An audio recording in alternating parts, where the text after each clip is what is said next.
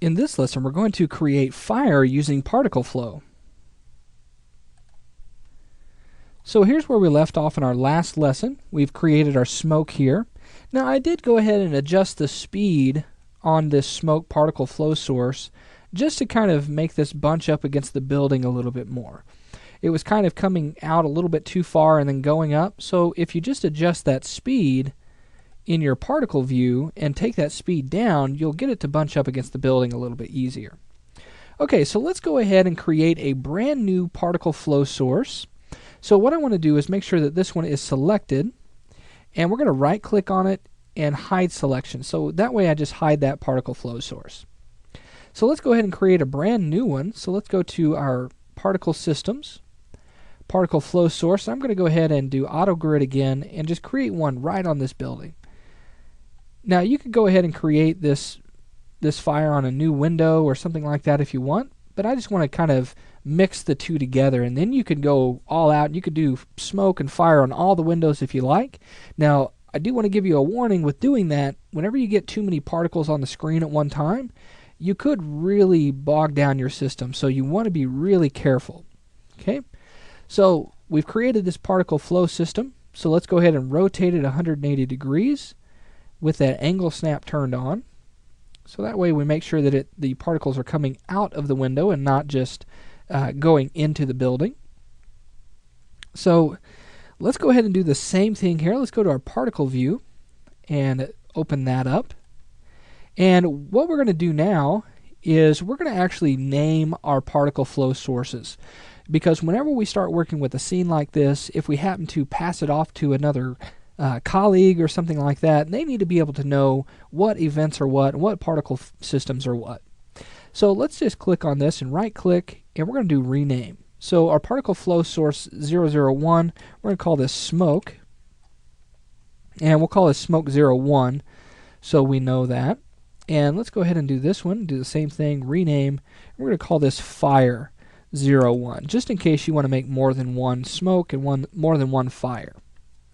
Alright, so now let's go ahead and let's kind of get the overall behavior that we're looking for with our fire. So let's go ahead and adjust the emit start to -30, just like we did with our smoke. And we'll take that to 100. And I'm going to go ahead and get a use rate. Let's go ahead and do 100 on this one. And this will be okay. I don't want as many particles as I had with my smoke. Okay? So let's go ahead and go to our position icon. I want this to come right out of my icon here, so I'm going to leave that one the same. My speed, I'm going to go ahead and leave it where it's at just for right now. But I am going to go ahead and add that force in here. And we're going to use that wind. Now instead of getting out of my camera view, I can just go ahead and hit by list so I don't have to pick it interactively in the viewport. I can just go to that list and choose wind. Okay, and now that this is in there, let's go ahead and move our time slider, and you can see that the wind is working with our particles. Now let's go back to that speed and let's adjust this down, and let's go ahead and take this down to like 25 just to see what this looks like. Now you can see that our particles are basically coming right out of there, and our wind is just taking it straight up in the air. So I really want this fire to really stick to the building itself, because the building is on fire. Normally if you see a building on fire, the ceiling is what's really catching most of the heat, and the flames are trying to escape out the window, and they really hug up against the walls. Okay, so that's what we're looking for here. So now if we go ahead and play this, we've got those particles coming out of the window, and then they're hugging up against this wall here. So let's go ahead and change our display. Let's go ahead and go to geometry. And we've got these cubes again. And fire works a little bit differently and has a little bit different behavior than smoke. It is a little bit faster, but it also has a mass toward the bottom of the flame. And then as it gets into space, it begins to thin out. So what we want to do is actually put a scale modifier on this, or a scale operator on our geometry, to give it an essential size is starting out and then fade off into a smaller size. So what we're going to use is a scale operator. So let's go ahead and drag that in here. And I'm going to just put that right above my shape 001 there. Now with this selected, let's go ahead and change our type to absolute. Okay. Now you'll notice that we have scale factor and we have X, Y, and Z percentage. And we're going to actually constrain those proportions. We have a scale variation to give it a little bit more depth. And then we also have a sync by. Okay. Now what we want to do is we want our youngest particles to be the largest. And then we want our older particles to be the smallest. So what we're going to do is we're going to actually sync this by particle age. Okay. Now I want to go ahead and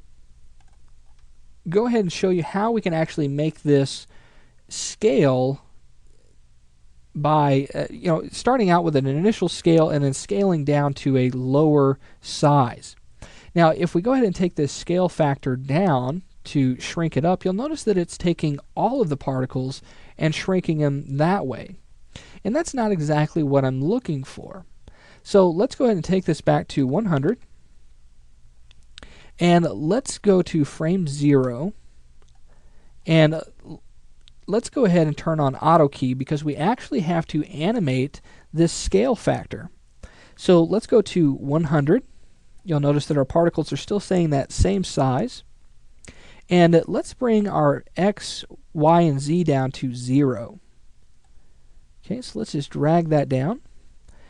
And as we move our time slider,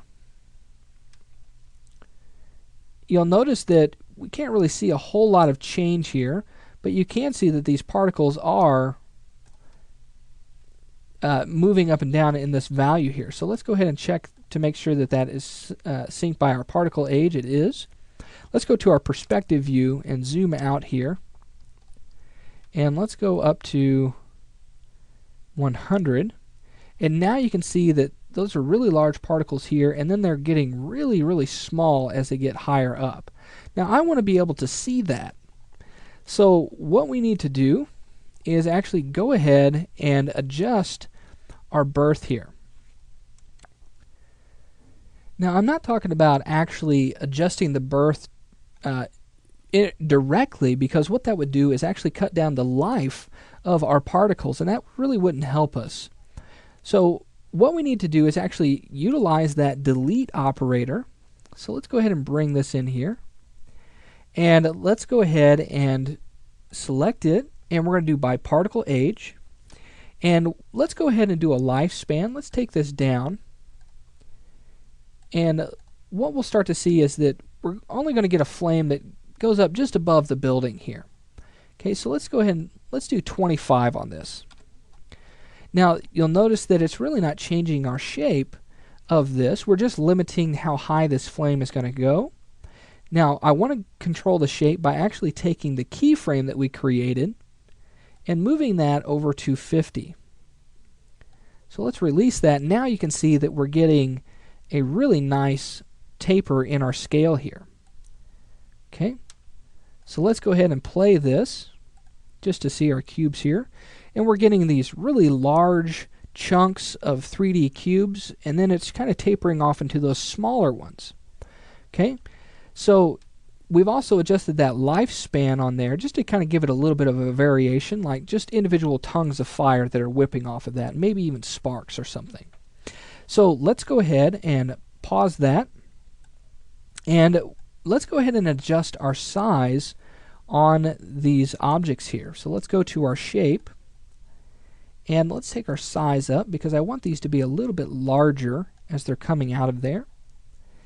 And let's hit C on our keyboard, go to our camera, and make sure that we turn off auto key here. And let's just kind of take a look at this and see how that's looking. And that speed is really nice. It's kind of lifting out of there as if it was fire. So this is really nice. I'm pretty happy with this. So what we're going to do in our next lesson is go ahead and create our shape, our piece of geometry that we're going to instance to take the shape of our balls of fire, and then we're also going to go ahead and create the material for our fire, and then take a look at what that looks like with our smoke and make any adjustments that we need to from there.